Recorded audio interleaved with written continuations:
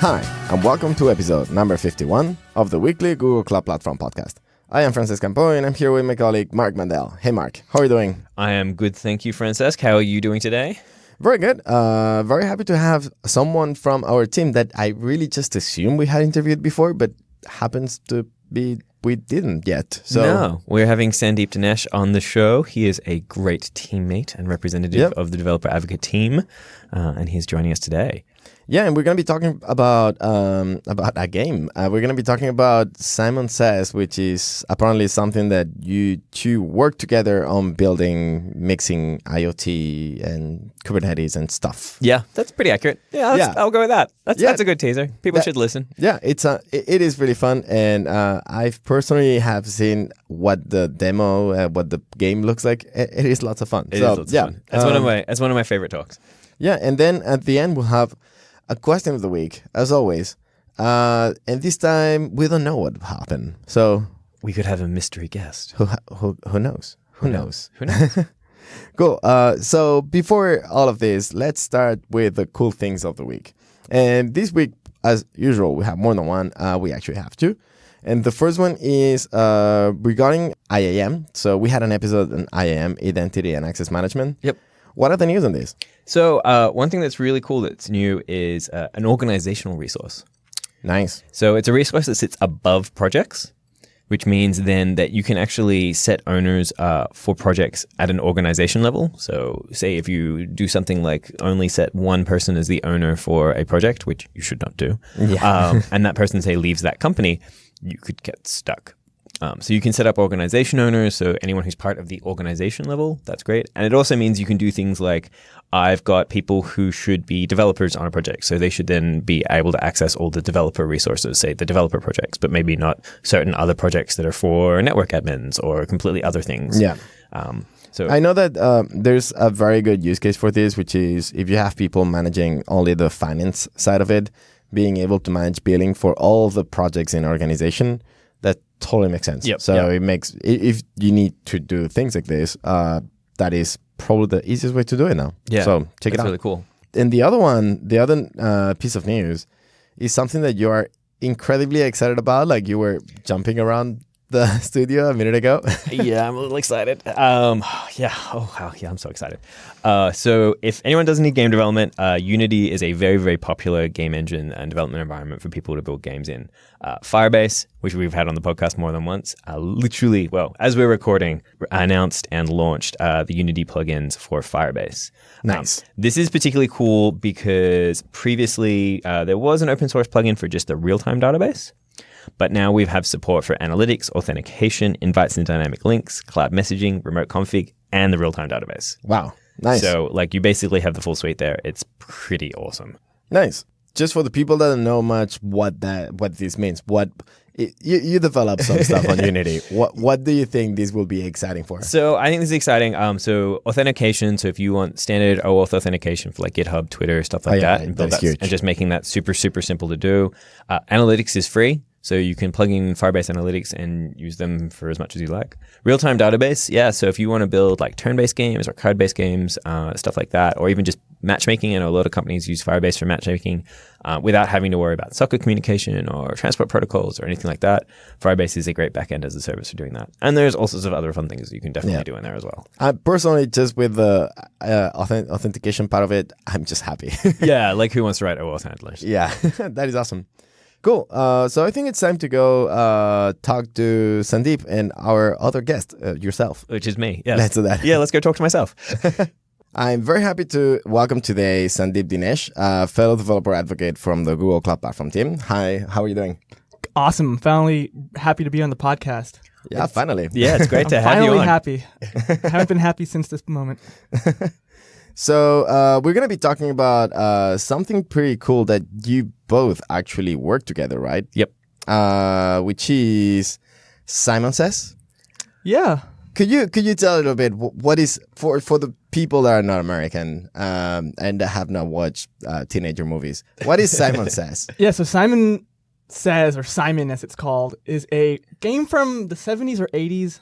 I'm not sure when. It's before my time. 78, I think it came out. Yeah. Oh, wow. So it's a pretty simple game. You know, it's a box and it has 4 different buttons with 4 different colors, and it'll light up one color, and then it's a memory game. So you press that color, and then it lights up 2 colors, and you press those 2 colors, and 3, and then 4, and then as many as you can until you lose. Right? There's no winning this game. It's a great, There's no winning this great game that you can only lose. Yeah, it was all like, this is basically my childhood before there were things like Sega or Nintendo or anything. I was like, okay, red, yellow, red, yellow, red, yellow, red, blue, Yeah. and so on and so forth. Hours of entertainment. Yes. Cool. So why are we talking about it? So Sandeep and I were talking at a conference, about a year ago at least now. Yeah, almost a year ago. Called Ubiquity, which was an IoT conference. And we kind of got pushed together into building a project together. And we came up with this idea for Simon, but we wanted to make Simon multiplayer and like massively scalable multiplayer. Yeah, so it's kind of interesting. I think I was going to give an IoT talk, and then you were going to give a containers talk. Yep. And then we were like, let's do Together. a big talk together. And then we said, what can we do with containers and IoT and like real time and all this kind of buzzwordy stuff? Can we like do something that's kind of puts it all together, right? Yeah. So we came up with the idea. I think actually you came up with the idea. I'll credit where credit's due of taking Simon Says and saying, okay, let's make this playable over the internet. Yep. So just to understand, before we get on how you actually build this, how does one play it? Like, what is the mechanics of the game? The multiplayer version? Yeah. Yeah. So let's say me and Mark are playing. Okay. Right. I will say green. So I'll pick the first color and I'll pick green. Now on Mark's device or screen, it'll show up green. And so now he presses green and then he picks the next color. So it would be like green, yellow, right? Exactly. And then so I And send it then to you. it comes to me, and then on my screen it says green, yellow, and then I can go green, yellow, red, and then it goes to Mark's screen. And then so we just keep adding an additional color until someone loses. Okay, so it is online and there's many players, but in any given match there's only 2 players. Yes. Cool. Okay. Yep. So why don't you tell us a little bit about how you built this? We're on Google Cloud Platform Podcast, so I'm assuming that the cloud is involved. Yeah, A little bit. A little bit. surprisingly a little bit. So first thing that we decided we were going to do was sort of talk about how we wanted this to communicate. Like Sandeep said, real time was really important. So if I press the color red on my machine, it should show up red on his machine in relatively real time. Yep. We don't want latency to be an issue. What other criteria do we have? I think security was a big concern for us, obviously. Yeah. Hacking, Simon Says. Simon Says it's the number 1 most hacked game. It's That's a big issue. That's a big issue. very big issue. We also wanted, multiple devices to be able to support Simon Says, because there's an IoT aspect to it, so it has to work on physical devices. We wanted to work on phones. We wanted to work on a computer. It has to work in the cloud. It has to work on all of these different platforms and kind of a seamless experience, right? If I'm playing on the phone, I should be able to play someone on an IoT device. I shouldn't be locked into playing only someone else on a phone, right? So that was another big criteria for us. Yeah, I think it's actually kind of interesting because I wanted to build something on Android because hardware stuff terrifies me, and I think I'm going to set myself on fire. Whereas you wanted to build like this crazy box with buttons and wires and things.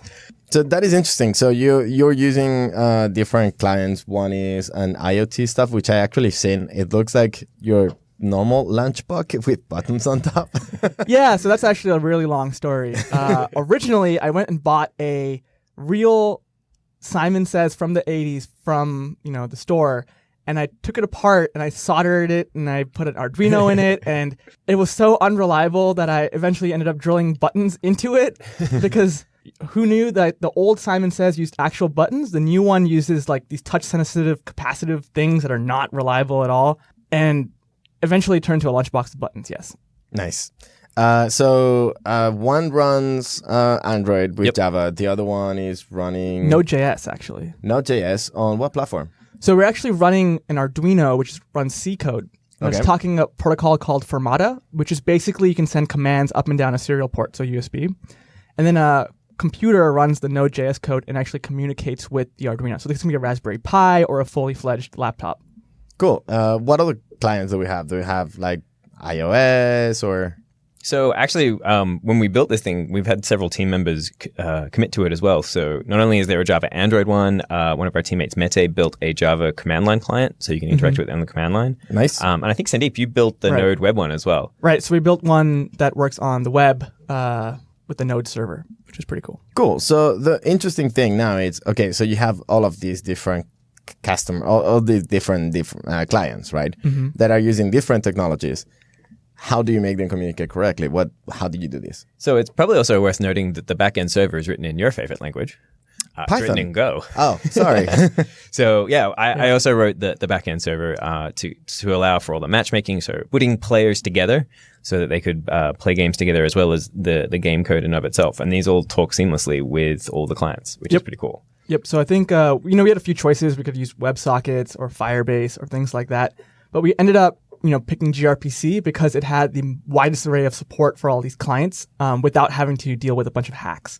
And I think it was just very stable and it was surprisingly easy to get it to all work, even though we're programming in 4 or 5 different languages. Yeah, we've done previous episodes on gRPC, but the cool thing about gRPC, if you haven't listened to it, is you write this thing called a proto file, which defines the data that goes up and down the stream, and also the services. So basically, these RPCs, the remote procedure calls that you can call, and then it generates a bunch of code for you that's idiomatic to the language that you're writing in. So whether it's Node or Go or Java. And what's really cool about that is, so Sandeep and I sat down, we were like, all right, how does this work? Let's write our proto file, work out how this thing works. And then once we kind of had the proto file, we kind of just split up and went off and built our own clients. Yep. Cool. You can't put us in a room for more than 20 minutes without us killing each other. So Yeah, there's going to be a hard episode to record. Yeah. So the next question is, obviously, since you're using protocol buffers, one of the coolest things about protocol buffers is that it actually uses HTTP2, so it makes things way faster. Is this something that was going on? Does that work in every single of the platforms that you were using? Yeah, I think we do. I've done demos where I've given this over 2G connections because, you're in the middle of somewhere and you don't have a Wi-Fi connection to your phone or something like that.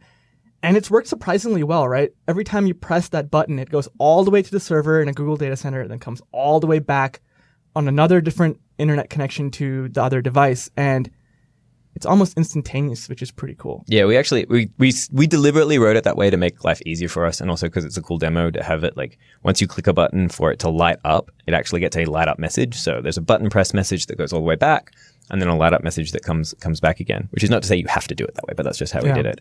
And I've done similar things where it's I've got a mobile connection and I just push the button and it comes back. You're talking hundreds of milliseconds, if that. Yeah, I think with the gRPC bi-directional streaming, the latency is very low, which is very nice for us. And it's a binary protocol, so it's really tiny going over the wire, which makes things great. Yeah, we're sending a few bytes, right? It's just a color. So let's talk about that a little bit more because so there's many ways you can do it so the communication is as fast as possible. And the obvious one, since you're having IoT devices that do not necessarily have a public IP, could be the polling. But you mentioned bidirectional streaming. Could you talk a little bit about that? Yeah, so gRPC, one of the really cool things I think that me and Mark really like a lot is the bidirectional streaming. So with this, you can send asynchronously from the client to the server or from the server to the client without having to do polling or any of these typical very compute-heavy tasks, right? So it's very, very lightweight. And the really cool thing, I think, about the bidirectional stream is once that stream is open, you don't have to send headers back and forth. You just send the raw data. And because it's one canonical stream, it's easy.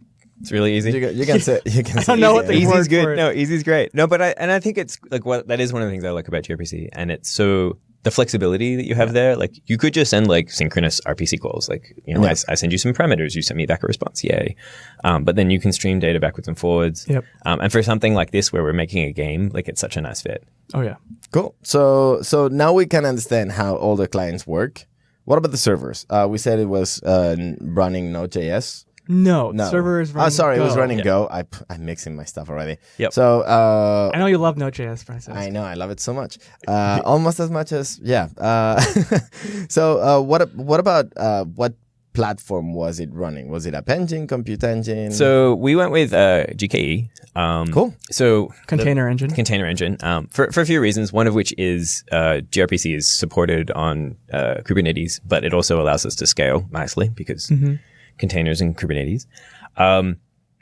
It worked out really well. So it's actually worth noting, we never actually sat down and we were like, oh, there's a bug with data going from Node to Go, or that was never an issue. It was always oh, there's something wrong with my code or something. Nice. Yeah, I think it was, we're using Redis for the caching layer for the persistence, right? So that works perfectly in Kubernetes, very easy to scale.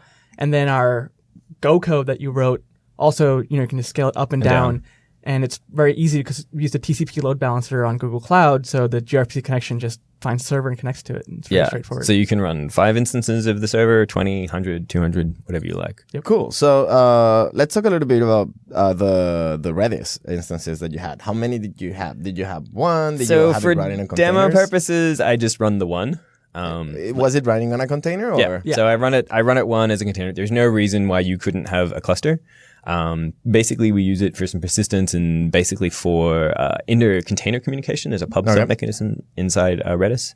So if you've started a game, so basically if one player is connected to one container, one player is connected to another container, it allows that information to flow between them, say this is what's happening. Cool. Yeah, and we could have used data store or pub sub or something like that. But I think another goal of this project was to keep it 100% open source, right? So that was very important for us. Yeah, and that worked really, really well. But yeah, so you could run a huge Redis cluster if you want. I mean, we keep it really simple. I don't even think we're using data volumes to keep it persistent storage. Yeah, that was the next question I was going to ask. What happens if one of those containers dies? Yeah. So right now it resets. Yes, completely. Like that's for demo purposes it's fine. But yeah, if you were going to run this as a real game that people would play all the time, you'd want to use data volumes. Here's an actual interesting fact. I checked the life of our cluster. Yeah. And it's pretty much been the same containers running for the past 200 plus days. Oh, wow. Without any downtime. And I even upgraded the cluster from 1.2 to 1.4 and it was fine. It was perfect. It just restarted the pods and it was all fine. It was That's amazing. fantastic. Yeah. That is pretty amazing. Wow. So we've talked a little bit about all the easy things, like gRPC is amazing and makes your life easier. Kubernetes makes it scale very easily, and containers, developing in containers is so nice.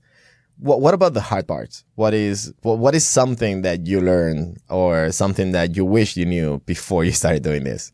So one interesting thing is we used gRPC before the 1.0 release, and it was much harder to use back then. I think there's a lot of bugs. I talked to the team being like, hey, the Node.js package doesn't compile. They're like, oh, don't worry. It'll compile next week. And I'm like, okay, I'll wait till next week. And it compiled next week, which was fine. With the 1.0, it's much more stable. So I don't think people run into those problems anymore. But it's a lot of fun, interacting with that team and really, hey, look, we have a problem here. And then they're immediately on it, which was a nice experience. Yeah, at the time, installation of Proto C, you had to compile it for source and all this stuff. Now it's so much easier.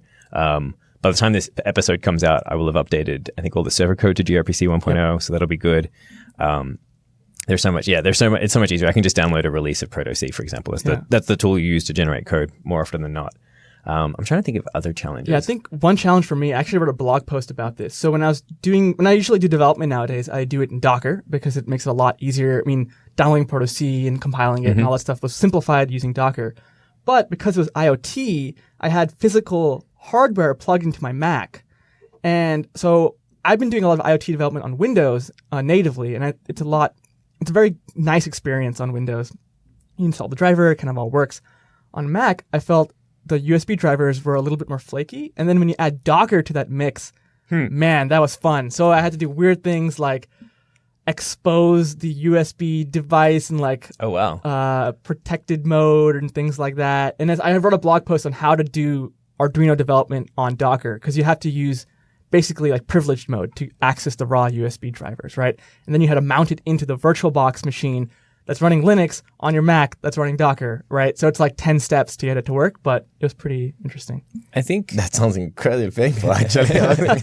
Interesting is the word we use. Interesting is the word. Oh, yeah, exactly. Okay. I think for me it was working on the server code. I'd written a huge number of tests to get it to work right, but once as soon as you put something in production, the best laid plans and all that stuff. But I think when I first wrote it, I didn't have as much logging as I probably should have done. Then went back and I logged everything, and it made things so much simpler to actually see what was going on inside a game. And because you're dealing with threading, right? One person joins, another person joins, a third person joins. Who gets match made? Why do they get match made? Do things go funny? I remember you made that little mock for the server, and it was basically when you join, you immediately win. And I was like, I'm winning so much. So I'm actually curious about, there's a talk that Andrew Duran gave. It's about Go, done a long time ago. And it was about how to do matchmaking in Go. And it is kind of complicated. It's the way they do it is like juggling around with channels, which is a beautiful thing to do, but it's kind of complicated. I was curious about how did you do it? Was it hard to do it, taking into account that you have gRPC and so many different connections going on at the same Pretty time? much we lean on Redis. Oh, cool. So Redis has got lists that you can atomically push and pull from. Oh, so you just say, give me the two next ones? Yeah, pop one off, and then is there one there? No, I'll wait. And then is there another one now? Yep, cool. Yeah. And then it makes things really simple. Have you considered adding a bot? So, I mean, if you wanted to play Simon Says with a bot, I mean, that's like the most basic thing. It would be hard to lose. Right? Yeah. You'd never win. Yeah. Oh, yeah. I think, I mean, you could add a bot Yep. and you could just script it would just be another client, right? So Yeah. it'd just be another client. That'd that be would an interesting thing. With a AI, i.e. pick a color, and it has infinite memory, so like, Yeah. can't really lose to them. That'd be an But interesting. But it'd be a cool project though. It'd be fun. Yeah. That'd be cool. I think for any listeners out there, if you want to build a bot and give us a PR. Yeah. Maybe a bot in a language we don't have yet. Considering Ruby. gRPC does support 10 languages, Yeah. so that would be really, .NET, really cool. Ruby. That'd be a very cool demo. So you mentioned that the code is open source already. Yep. Okay, so we'll have a link to the repo in the show notes, obviously. And what is the cool things that you've learned doing this? Not the things that you were like, oh man, that was painful, or sorry, that was interesting, but more like, oh, this is cool. Is there any of those things that you remember? So for me, this was my first IoT project with Node.js. So using Johnny 5, I think it's a really cool open source library. If you're a JavaScript developer and you want to mess with IoT, you just literally plug in your Arduino and then you can write JavaScript code to control your devices instead of trying to write C. So I wrote C for a very long time. I had a startup that was doing IoT stuff, and you can shoot yourself in the foot so easily, right? Like buffer overflow and like out of memory, and you only have so much room on those devices. But with Johnny 5, it was just so nice to write IoT code in JavaScript. Yeah, it is probably worth mentioning that we interviewed long time ago. That was on February 3rd, so super long time ago. We interviewed Jen Dong, another developer advocate from the Google Cloud Platform podcast. And not from the Google Cloud Platform, sorry, not the podcast. and she also talked about Johnny 5 and how it's such a good way to get started doing IoT stuff. So we'll have a link to that episode too. It's episode number 11. Yep. I think for me, actually, I hadn't had a chance to play with Redis before. I've known a lot of people who I've known who have used it and been huge fans and never had a chance to really play with it. Redis is cool. And I was like, this is really cool. Really just being able to manipulate data structures online or basically via an API and not have to worry about how they work and be able to access them from multiple places was hugely, hugely powerful. Like I was talking about, made matchmaking super, super simple. Yeah, for me, one of my favorite things of Redis is the fact that you have very simple atomic operations, like append to a list, which sounds obvious. But once you can actually do that, everything changes because you don't need to fetch the value, add one, put back, making sure it's the same transaction, stuff like that. That is pretty awesome. Yeah, that's true. So one of the clients they mentioned was a web client. Right. And as far as I know, gRPC doesn't work for web stuff. That's right. Yeah, so that's actually very interesting because gRPC does not work on the web, right? So it browser, works on Node.js JavaScript, but not web JavaScript. And that's I think it's because the browsers don't expose the HTTP2 functionality to JavaScript yet. That is pretty impressive. The browsers are the one that don't support HTTP2. I mean, so like the JavaScript on the browsers don't support like the native HTTP2 streaming and things like that. That's necessary for gRPC. So the funny thing is we had to build a gateway to kind of translate the gRPC calls into WebSockets. Nice. So it's very simple. I used Socket.io and a Node.js server, and basically whenever the gRPC call came in, I just converted it to a WebSocket on Socket.io, sent it to the front end that's listening to that WebSocket, and then sending it back, right? So just kind of a little gateway. Cool. So Socket.io is a library? Yeah, so it's a library for Node.js that makes WebSockets easier than without it. Cool. So you're running and you're running the library as a standalone container, or is it part of the server, or? Yeah, so this is another client, right? So I'm running it on my local machine actually, and then just going to localhost to run the game. And you could easily run this on the web and put it on the server. I think we could just make it into another container. We just haven't done good. That. Yeah, that would be a good thing to do. Yeah, That would actually be a really good thing to do. It would make sense. Otherwise, if I want to use it from my from my browser, I need to run also. Run Node.js on your machine, yeah. Yeah. Oh wow. Okay. Yeah. No, there's a better way to. I'm sure. Oh, but that is an interesting thing. The fact that there's actually already basically a library that you say, hey, this is gRPC on one side. This. Well, it's not. So I WebSockets on wrote the it other. myself. Okay. Is that open source too? That is also open source. Cool. It's on our repo, and it kind of came out. That was part of the actual. There was just one monolithic Node client, and that did both command line, it did Arduino, and it did the web. And then when we open sourced it, we split it up into smaller projects, which is why we never got the idea of running it in a container on Kubernetes, which would make a lot of sense. Yeah. I really thought you would say, is that, oh yeah, it runs on Kubernetes. Would make sense. But okay, cool. So we're kind of running out of time, but is there anything else, any other topic that we have not covered that you'd like to mention? I'll talk a little bit about load balancing because it's a topic that comes up with gRPC a lot. The nice thing about how we implemented this for us is that we have short-lived games, and that's a single connection. And once a game is over, it disconnects. So there's things you can do with load balancing with gRPC that can be a little complicated depending on what platform you're on and how you do them. But for us, it was very simple because we're like, oh, somebody's going to play a game. Once the game is over, they'll disconnect. So the next person who comes in or next time they want to play, they reconnect again and they can play a whole new game, but it may be a different container. They're not stuck on a single container because you have a single connection there. So that is interesting. So what you're saying is that if a container is running the game, if that container died, the connection would disappear. So the game is interrupted. The game would interrupt at that point. But whenever you try to connect again, you would never go to the wrong pod. You would just connect to whatever pod is running because Kubernetes handles that. Yeah. It connects to whichever pod and then it would matchmake you all over again and then you would join a whole new game. Cool. Did you ever consider trying to make it so it's actually like if a Docker container dies, nothing bad happens? Is that even doable? In theory, it was doable. You could store the data in Redis. I kind of wanted to make it as fast as possible, and so I kept a lot of it in memory. Yeah. But in theory, you could do that too. That would work as well. My question was not only about the data itself, but also about how do you handle that connection, like that streaming? So can you handle that stream across different containers? So right now, the way it works is that connection, like it actually, the way the game is coded is such that that connection declares like that's the game, and as long as that connection is live, it makes things very simple. Okay. In theory, you could also do something like with every request, send like a game ID across the board. Oh, be interesting. like, yeah, this is the game, and so if I'm attached to this is the message I'm sending. But it ended up being simpler this way with a single connection because then you knew, like, if there was something coming up and down this particular bidirectional stream, we knew it had to do with that game. Okay. Otherwise, authentication gets a little bit more tricky, and there's a few other security issues there. So you're basically trading a little bit of flexibility on how flexible it is to errors and like downtime to the fact that it is super comfortable to just use a little bit of statefulness there and everything is much easier. Everything's much easier. Cool. Well, thank you so much for taking the time to tell me a little bit about Simon Says, and we'll definitely have a bunch of links on the show notes to all the code and the blog post you mentioned, and also I think you gave talks about this, right? Yeah, we've both done several, multiple talks. So yeah, we'll have some of the talks so people can have a look and see what the game actually looks like, which is actually. I really like the lunchbox with buttons. I think it's very cool. Yeah. And I think the funniest thing, just to end on, I think me and you, Mark, have only given this talk together once. It's true.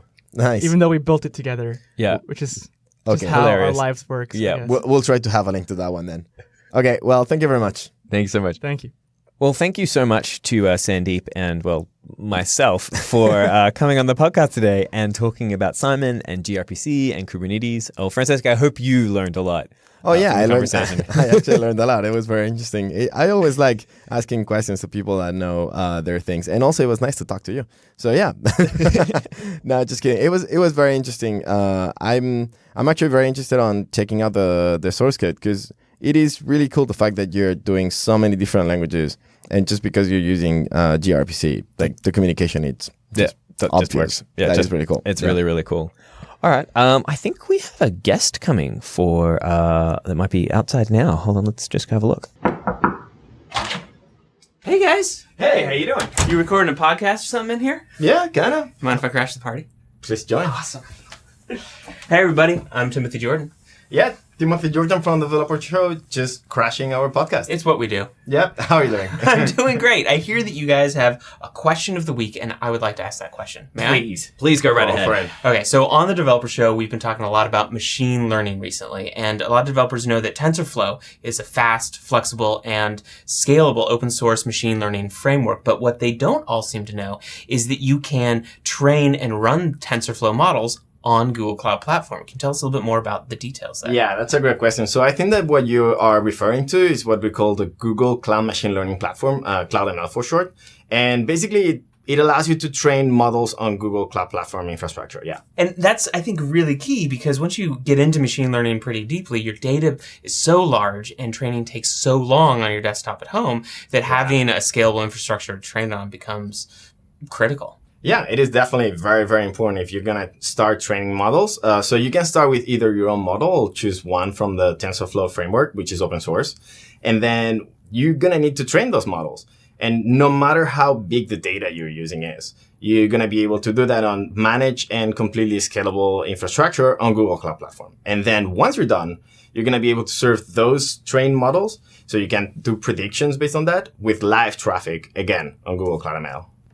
Awesome. It's also worth noting, though, if like machine learning isn't particularly your thing, we have pre-baked services that you can use. So we have the Vision API, speech, natural language processing, and the translation API. These are REST APIs that have already had all the machine learning training and like research all done for you, and they're a REST endpoint. So if you can call a REST endpoint from any language, you can use those things. Well, I will consider my question answered. Thank you, gentlemen. Awesome. Thank you. Thank you. I'll let you get back to your regularly scheduled podcast. Let's do that. See ya.